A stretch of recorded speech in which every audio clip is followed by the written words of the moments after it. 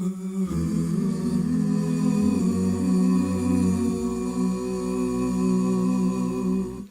a dry and weary land where is no water. Qual é o maior evento de todos os tempos? My soul Qual foi is thirsty. a maior ocasião? Talvez você possa pensar que o maior evento foi o Êxodo. Os israelenses contavam, eles sempre que tinham algum momento que eles precisavam lembrar de quem era Deus, eles lembravam do Êxodo. É um dos maiores eventos da história. E de fato, você pensar em 2 milhões de pessoas cruzando aquele mar vermelho e atravessando milhares de quilômetros para chegar a algum lugar e sair de uma escravidão, o maior povo da época. De fato, o Êxodo é um grande evento. Você pode pensar em algum outro, talvez a criação do mundo, a criação do universo, a criação do ser humano. São todos grandes eventos. E na nossa história moderna, talvez o dia da grande vitória dos aliados contra os nazistas, o dia aquele desembarque das tropas aliadas lá na Normandia. Realmente é um grande evento, um evento bombástico. Milhares e milhares de tropas, aviões, navios, todo um aparato bélico sendo utilizado, toda a tecnologia humana da época, e de fato é um grande evento. Talvez um outro grande evento, a Revolução Francesa, como os próprios franceses, numa determinada época, passaram a contar os dias a partir do dia da queda da Bastilha e da Revolução Francesa. Outros grandes eventos da história, de fato, são marcantes, mas nenhum deles é tão grande quanto a vinda de Jesus, a vinda de Deus a esse mundo. Até alguém comparou o que é maior, o homem subir a lua ou Deus descer à terra. De fato, nem a ida do homem à lua é um evento mais marcante do que Jesus vir e estar conosco. Eu tenho um texto que eu gostaria de compartilhar com os irmãos. É um texto de um dos primeiros livros que eu li do Max Lucado. O livro chama-se Deus Chegou Mais Perto. Foi editado agora e colocaram também num outro livro, falando Deus está próximo de você. Mas eu quero compartilhar com vocês, e o título do texto é Começou na Manjedoura. Vou ler, vocês acompanhem então ali. Tudo aconteceu num momento notável, não houve outro igual. Nessa fração de tempo, algo espetacular ocorreu. Deus tornou-se homem. A divindade chegou. Os céus se abriram e colocaram sua maior preciosidade em um ventre humano. O Onipotente, em um instante, tornou-se carne e sangue. Aquele que é maior do que o universo, tornou-se um embrião microscópico. Aquele que sustenta o mundo com a palavra, escolheu ser amamentado por uma jovem. Deus chegou mais perto. Ele chegou. Que grande crônica, que boa palavra desse nosso irmão, o Max Lucado. Eu gosto muito de tentar imaginar a cena. E nós estamos acostumados a ver presépios, estamos acostumados a ver imagens daquela cena em que os bichinhos estão ali contemplando o Salvador, mas não tomamos conta de que aquele que está ali é, na verdade, o Criador dos céus e da terra. Uma palavra também me chama a atenção, essa que Paulo escreve aos Gálatas, e ele repete em Efésios, quando ele diz: mas vindo a plenitude dos tempos, Deus enviou seu Filho, nascido de mulher, nascido sob a lei. Na plenitude dos tempos, essa palavra quer dizer que os tempos estavam esperando, os tempos estavam sendo preparados. É como se o tempo estivesse caminhando para um ápice. E então esse ápice, o que é? Esse ápice é a vinda de Jesus.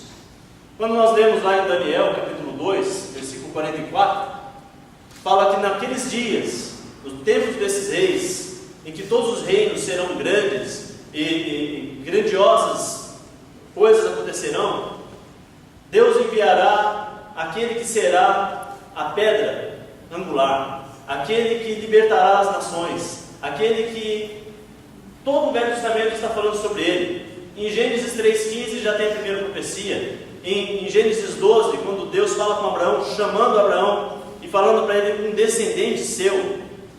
Fala sobre Jesus lá quando Deus fala com Moisés, dizendo: alguém do seu povo será como você, um profeta poderoso, a ele ouvir. Deus está falando sobre Jesus em todo o Velho Testamento. E ele promete a Davi que é um filho de Davi, um descendente de Davi, esse será aquele que vai deter o cetro. Então todo o Velho Testamento aponta para quem? Jesus. E os palestinos, os israelenses estavam aguardando Jesus. Eles queriam Jesus. Eles queriam o libertador. E eles esperavam um tipo de libertador. Mas eles não imaginavam o quão importante, o quão grande seria esse libertador. Isaías capítulo 7 nos fala que ele seria o Emanuel, o Deus conosco. Em Isaías capítulo 9 fala que ele seria conhecido como Deus forte, maravilhoso conselheiro, príncipe da paz, pai da eternidade. É Deus conosco. Ele vinha, o Criador, o grande e poderoso Deus, aqui, em forma humana. Em João capítulo 1, peço aos irmãos que abram sua Bíblia. João capítulo 1, versículo 1 em diante. Com certeza um dos trechos mais conhecidos da Bíblia. E por mais que você leia, por mais que eu leia, por mais que eu estude, esse texto sempre vai ser misterioso. Não podemos, nossa mente não consegue abarcar todo esse princípio tão grande. No versículo 1 diz: no princípio era aquele que é a palavra. Ele estava com Deus, e ele era Deus. Ele estava com Deus no princípio. Todas as coisas foram feitas por intermédio dele. Sem ele, nada do que existe teria sido feito. Nele estava a vida, e esta era a luz dos homens. A luz brilha nas trevas, e as trevas não a derrotaram.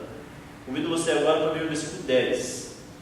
Aquele que é a palavra estava no mundo, e o mundo foi feito por intermédio dele, mas o mundo não o reconheceu. Veio para o que era seu, mas os seus não receberam.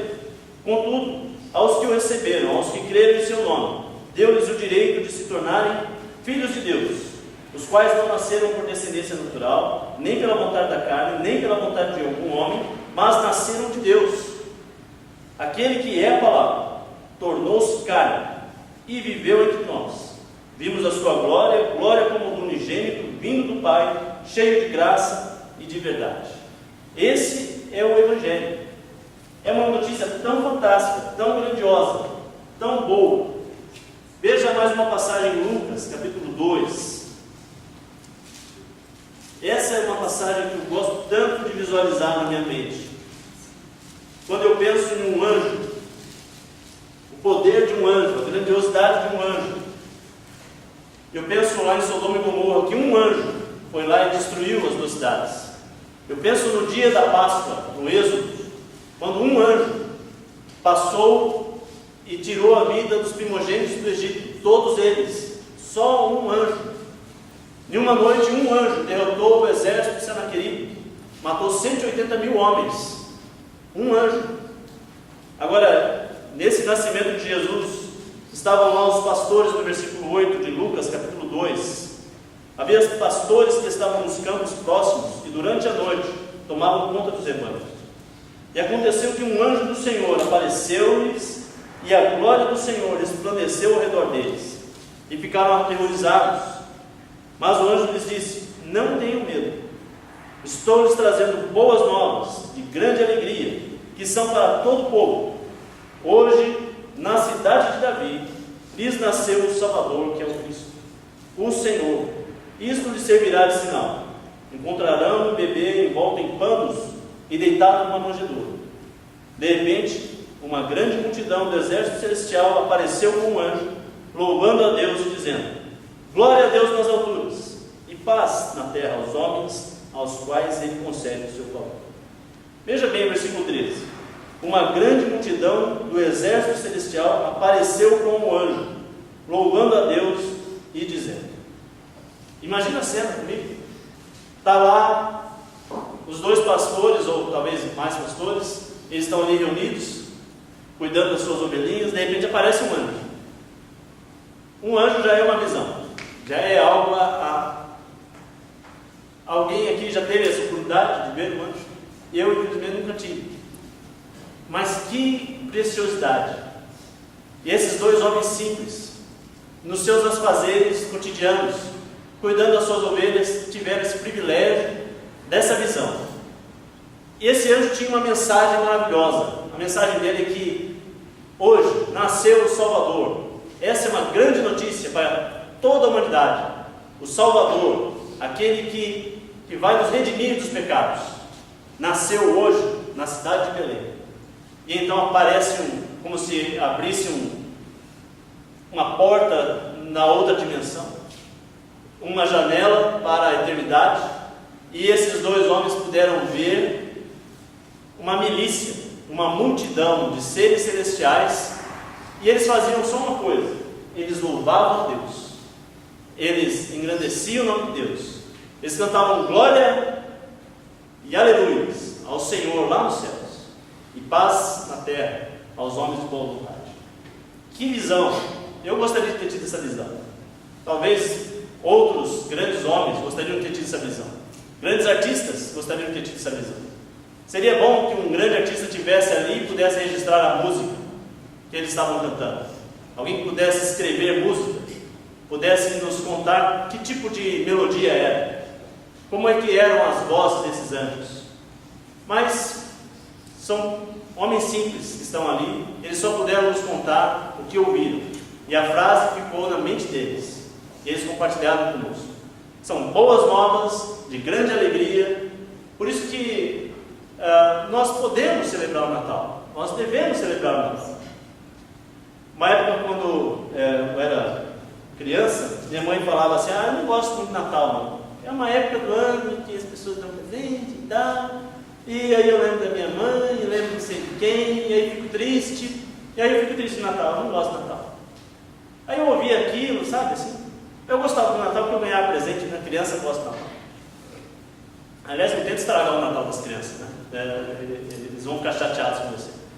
E depois eu me converti, comecei a seguir a Cristo. E muitas vezes eu ouvi cristãos de outras religiões, de outras denominações, e eles falavam: não, Natal não é coisa para crente. Natal é uma coisa comercial, é uma data em que as pessoas falam muito de presentes e tudo mais. Então, Natal para cristão não precisa não. Mas eu depois tive a liberdade de desenvolver minha própria teologia sobre Natal. E o que eu tenho aprendido é que devemos usar as oportunidades que temos para pregar Jesus. E que boa oportunidade é nós utilizarmos essa data que comemora o nascimento de Jesus para falar de Jesus às pessoas. Se as pessoas estão falando de Papai Noel, estão falando de renas e coisas até de inverno que não tem nada a ver com o Brasil, tudo bem, deixa eles falarem. Mas quando alguém falar para você de Natal, você procura resgatar o sentido verdadeiro. Procure falar sobre a verdadeira mensagem do Natal, que é o nascimento de Jesus, é o aniversário do Cristo. E se nós comemoramos nossos aniversários, por que não vamos comemorar o aniversário de Jesus? Né? Por que não vamos lembrar da grandiosidade desse momento? O maior momento da história é para ser lembrado. Você já percebeu que o nosso calendário é marcado a partir da data de nascimento de Jesus? Por isso que é o maior evento da história. Nós estamos no ano 2014, depois do advento de Jesus Cristo.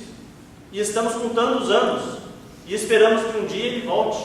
Estamos contando o tempo não somente para comemorar o tempo de existência da igreja e do reino de Jesus, mas também estamos contando o tempo porque os dias são maus e precisamos remir o tempo, aproveitar as oportunidades e pregar Jesus às pessoas.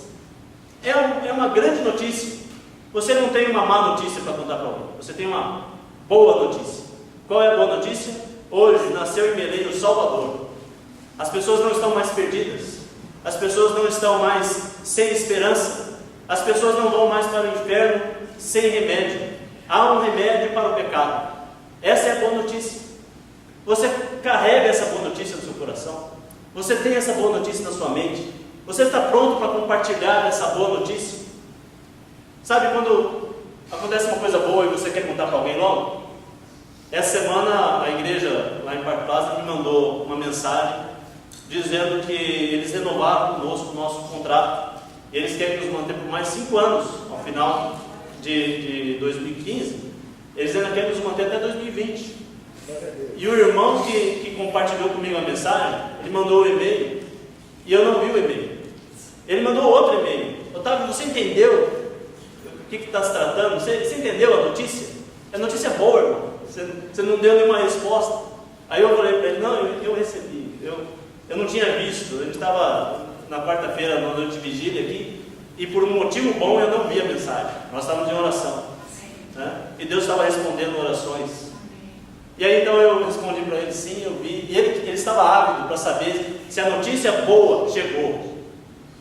Quando você tem uma boa notícia, você não quer contar para as pessoas, você não quer compartilhar, você não está ansioso para dizer a alguém que Deus te ama, e Ele te ama tanto que Ele mandou o próprio Filho, Ele se fez carne, Ele abdicou da sua realeza, Ele abdicou da sua glória, do palácio lá nos céus, que não é um palácio qualquer, e Ele veio estar conosco. Ele abriu mão da adoração dos anjos para vir receber a ingratidão humana. Ele deixou de lado toda a sua glória para viver na sujeira, no pó da terra. Ele deixou a sua posição de realeza para ser homem, e não somente homem, mas fazer-se servo. E ele não se fez servo como se fosse somente um ator interpretando um servo. Ele serviu mesmo. Ele se fez servo de fato. Esse é o maior exemplo para nós. O texto que eu li no início, lá em Filipenses, o apóstolo Paulo está falando de um momento grandioso de teologia cristã. Talvez é o ápice da teologia de Paulo. Mas ele está falando de teologia não porque ele é um teólogo, um erudito. Ele está tratando desse assunto, falando da divindade de Cristo, falando de que Deus deixou os céus e veio a esse mundo. Sabe por quê? Porque ele está falando, tende em vós o mesmo sentimento que houve em Cristo, que sendo Deus, não tomou para si o ser igual a Deus, não usurpou, não considerou que era coisa somente para ele, e então ele veio ao mundo e resolveu abdicar, esvaziar-se, deixar todas as coisas. Ele se fez pobre por nós, como diz em 2 Coríntios capítulo 8. Jesus se fez pobre por nós, sendo rico, se fez pobre por nós, sendo santo, se fez pecado por nós, sendo Ele a majestade, se fez homem. Esse é o gesto de Jesus. Não é um gesto de tomar para si. Um homem que era muito hábil em treinar pessoas, em preparar pessoas para grandes coisas. Ele foi perguntado a ele como ele fazia para treinar as pessoas tão bem. E ele disse o seguinte: quando você estiver treinando um trabalhador, não dê a ele somente responsabilidades, dê a ele privilégios. Privilégios. Se ele usar esses privilégios para si mesmo, para se engrandecer, então você vai conhecer esse homem. Ele não está usando bem. Mas se ele usar esses privilégios para o bem dos outros, se ele abdicar desses privilégios em prol dos outros, se ele for capaz de esvaziar-se, então ele vai ser um bom líder, ele vai ser um bom servo, ele vai ser um bom trabalhador. E é assim que ele vai ser bem treinado. É assim que você vai poder corrigir as pessoas. Olha que boa lição. Jesus teve o maior de todos os privilégios. O que ele fez? Pegou para ele? Não, ele deu. Ele fez ao contrário de Adão, que tentou tomar os seus privilégios. Ele fez o contrário de Satanás, que usou os privilégios para tentar Adão. Ele fez o esvaziar-se. Jesus é o nosso maior exemplo. A teologia de Paulo, então, ela não é uma teologia que não serve para nada. Não é uma teologia distante da vida. É uma teologia que deve ser usada no dia a dia. O que eu faço com essa informação que Jesus, sendo Deus, deixou os céus e veio aqui na terra? Eu vou usar como meu exemplo. Eu vou usar como o maior exemplo. Como é que eu devo fazer? Será que eu posso me segurar em alguma posição, em algum status, para não pedir perdão a um irmão? Não. Eu posso abrir mão, porque Jesus abriu mão de tudo e se fez homem, se fez servo e morreu na cruz. O que eu posso dizer então? Qual é o item que eu posso dizer? Não, eu não posso abrir mão disso. Uma vez conversando com a Alessandra, a gente estava falando sobre nossa vida e ela falou: olha, eu abro mão disso, mas não, disso aqui eu não vou abrir mão. E aí eu falei para ela: não fala isso não. Porque senão a gente vai ter que abrir mão. Se a gente não estiver pronto para abrir mão de tudo em prol de Jesus, então a gente está precisando crescer espiritualmente. É necessário estar pronto para abrir mão de tudo. Se for para fazer paz com o irmão, se for para estar bem a igreja unida, precisamos abrir mão, como Jesus abriu mão. Essa cena eu estava tentando imaginar com vocês aqui, os anjos, né? Cantando a Deus, louvando a Deus. Que grande momento. De fato, então, o Natal tem sido usado como uma data comercial. E as pessoas trocam presentes e tudo mais. Mas sabe qual é o maior presente? Foi Deus que deu. Lá em 1 João capítulo 4, versículo 19, nos diz que Ele nos amou primeiro. Por isso nós amamos. Talvez o Natal seja então um tempo de fato dar presentes. Mas não pense no presente valor monetário. Pense no presente da presença. No presente de estar junto. No presente de compartilhar algo. Compartilhar uma experiência. Compartilhar um momento, uma alegria. Compartilhar uma tristeza. Um ombro amigo. Esse é o maior presente que nós podemos dar. É o presente que Deus nos deu. É o Emmanuel. É Ele estar conosco. É a presença. Eu gostei de colocar aqui os 3 reis magos, que na verdade nós não sabemos se eram 3, né? A Bíblia não diz que eram 3, mas eram alguns homens lá do Oriente que vieram e trouxeram presentes para Jesus. Eles nos dão um exemplo interessante de oferta a Deus em retribuição à maravilha que é a vida de Jesus. E nós podemos pensar nesse ato como um gesto também: o que eu tenho para ofertar a Deus? E eles trouxeram o que eles tinham de melhor. Eles escolheram as suas melhores dádivas e vieram então ali ofertar a Jesus. Homens que nem eram cristãos, nem eram judeus, e eles vieram e trouxeram e depositaram aos pés de Jesus. E nós que somos cristãos, o primeiro que nós devemos pensar e presentear, quem é? O próprio Jesus. Ele que é o aniversariante. Venha à igreja, esteja com os irmãos. Quarta-feira nós vamos ter aqui um momento de celebração, um momento de confraternização dos irmãos. Venham estar aqui juntos. E esse é o homenageado da noite, é Jesus, não é qualquer outro, mas é um momento de solidariedade. Na verdade, o Natal é um momento de expressar amor. Esse senhor Charles Dickens, ele é um escritor, foi um escritor na era vitoriana lá na Inglaterra, e ele diz o seguinte: o Natal é um tempo de benevolência, perdão, generosidade e alegria. A única época que conheço no calendário do ano em que os homens e mulheres parecem de comum acordo abrir livremente seus corações. Por isso que eu digo, é uma grande oportunidade de nós falarmos de Jesus, de expressarmos solidariedade. É uma época que a igreja deve ajudar mais ainda as pessoas. Nós devemos nos organizar para que no ano que vem tenhamos um bom momento junto com aqueles que necessitam, aqueles que estão passando por alguma carência, que a igreja possa de alguma forma ajudar essas pessoas. Devemos expressar o amor de Deus. O Natal é isso, serve para isso também. Agora, o ponto mais importante que eu creio no Natal é esse de nascer de novo. Gosto dessa imagem, é do Salvador Dalí. Ele mostra alguém nascendo de novo, né? Um mundo nascendo outra vez. E eu penso que o Natal é isso, é o mundo nascendo outra vez. Jesus nasceu sim, lá 2000 anos atrás, e devemos comemorar isso. Mas sabe o que Jesus quer? Ele quer nascer de novo no seu coração. Ele quer nascer de novo na sua vida. A cada dia Ele quer nascer de novo na vida de um cristão. E daquele que não conhece Jesus, Jesus quer nascer de novo. Eu não consigo imaginar muito como que alguém pode celebrar o Natal se não nasceu de novo. Ele está comemorando o que, afinal de contas? Ele não entendeu bem o nascimento de Jesus. Porque se ele tivesse entendido corretamente, ele agora já teria se batizado e teria permitido que Jesus nascesse mais uma vez, a cada dia. Quando alguém se entrega a Jesus, Jesus nasce de novo. Porque importa-vos nascer de novo, né?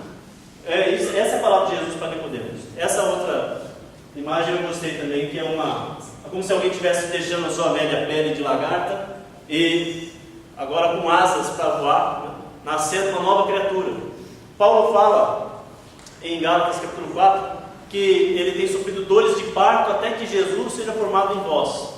Seria como nós fôssemos blocos de pedra, de mármore, e Deus vê em nós uma arquitetura. Ele vê em nós um desenho, uma imagem, um rosto. Ele vê em nós o nosso potencial e ele vai então lapidar como um escultor que esculpe na rocha algo maravilhoso, que não estava lá a princípio, mas Deus consegue ver e ele vai trabalhar em nós. Então tem que nascer de novo. Jesus vai nascer de novo em nós, mas ele não quer só nascer, ele quer ser formado em nós. Ele não quer só ser um bebê em nós, ele quer ser um homem maduro em nossas vidas.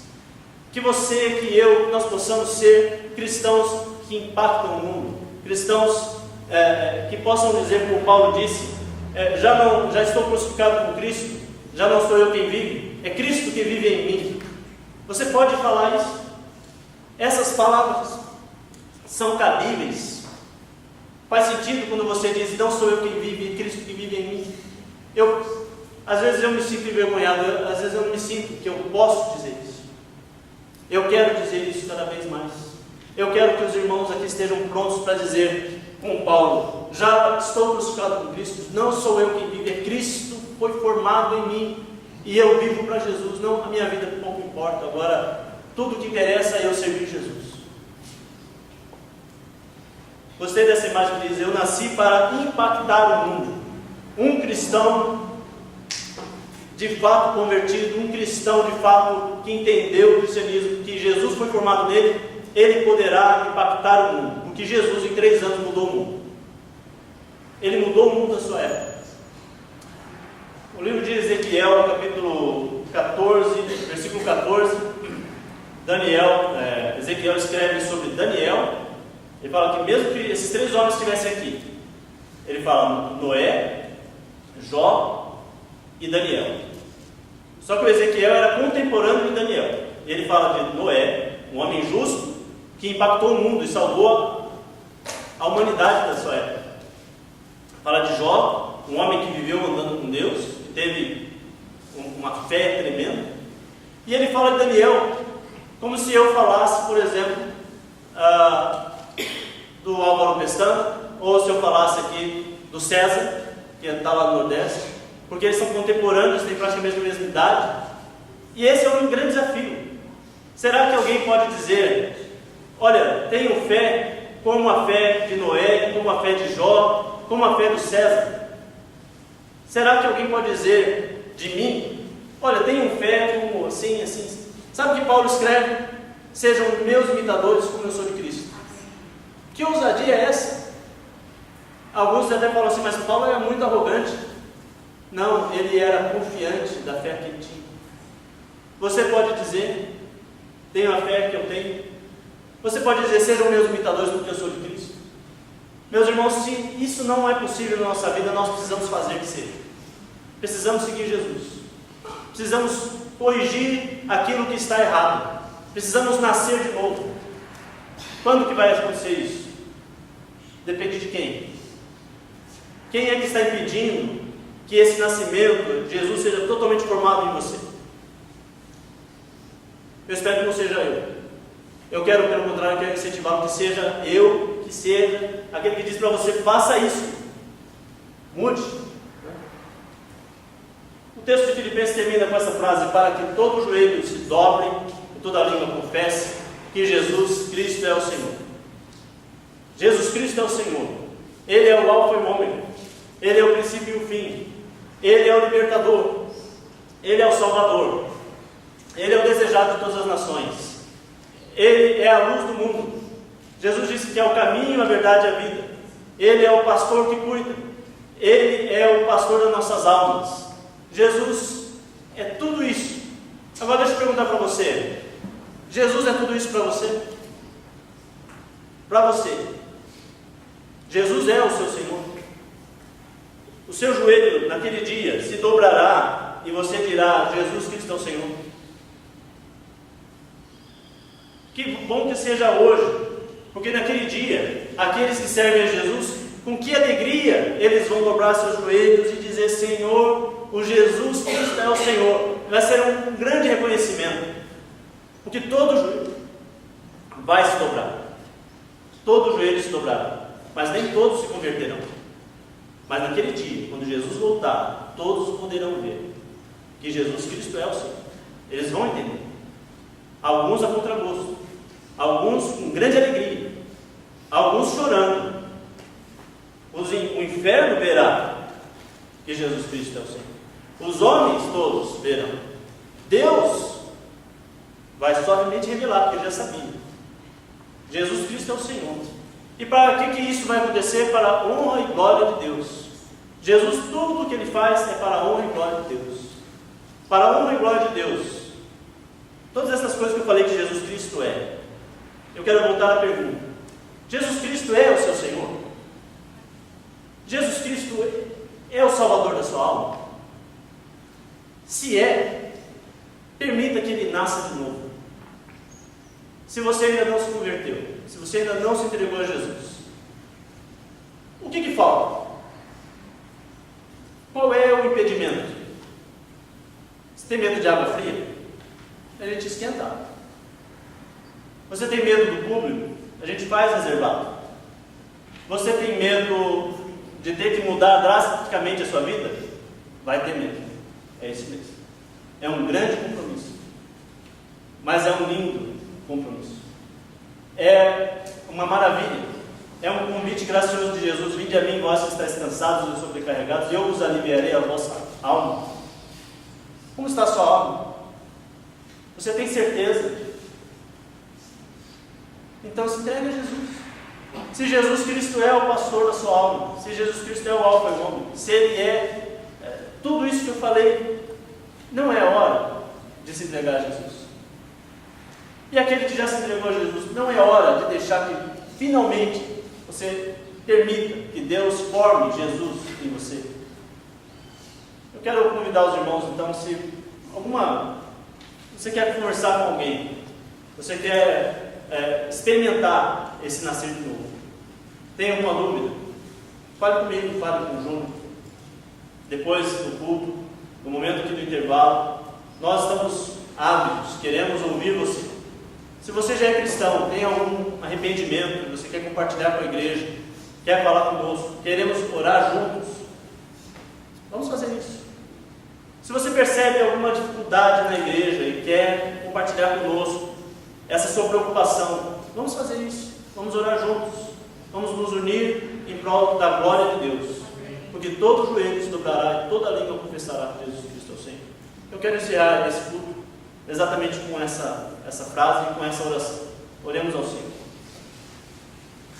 Senhor nosso Deus, queremos confessar diante de Ti hoje, agora, que Jesus Cristo é o nosso Senhor. Jesus Cristo é o meu Senhor. Que todos possam dizer amém.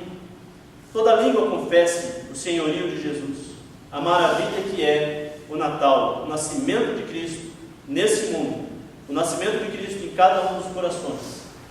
Ó Deus, que o Senhor forme em nós a imagem de Jesus.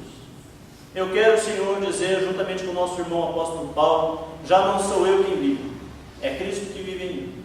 Que o Senhor permita a cada um dos irmãos aqui presentes que essa frase seja verdadeira, essa frase seja uma realidade na vida de cada um. Que nós possamos viver sinceramente diante do Senhor, ávidos para sermos transformados. Que o Senhor nos transforme à imagem de Jesus. Que o Senhor, ó Deus, não nos permita vivermos como o mundo. Não nos permita, ó Deus, copiarmos os maus exemplos desse mundo, mas sim seguirmos o caminho da pureza, da simplicidade e do amor de Jesus. Ó Pai, que o Senhor abençoe a sua igreja hoje e sempre, e traga aqui, traga a esse local todos aqueles que desejam conhecer ao Senhor verdadeiramente. Ajude, ó Pai, aqueles que há ainda alguma resistência, alguma dúvida. Que o Senhor ajude-os a dirimir essas dúvidas. Tire, ó Deus, cada um dos obstáculos na frente de cada uma das pessoas que ainda não aceitaram o Senhor. Que o Senhor seja tudo em nós, para a honra e glória de Jesus, nosso Senhor e Salvador. Amém.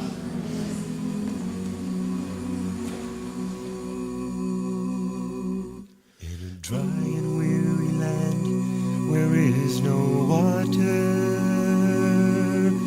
my soul